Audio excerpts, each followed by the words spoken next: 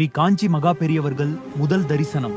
ஸ்ரீ பெரியவர்கள் காஞ்சிபுரம் அருகில் உள்ள ஓரிக்கை கிராமத்தில் தங்கியிருந்தார்கள். அச்சமயம் அங்கு வெறும் பனந்தோப்பாக இருந்தது. அதை கடந்து நடந்து செல்ல வேண்டும்.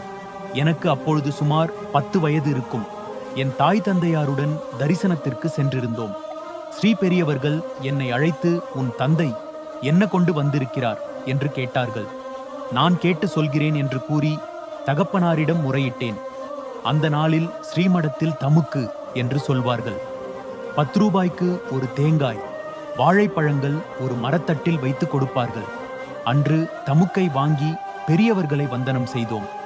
அன்று முதல் நான் சந்நியாசிகளையோ பண்டிதர்களையோ அல்லது வயதானவர்களையோ பார்க்கச் செல்லும் பொழுது வெறும் கையுடன் செல்லக்கூடாது.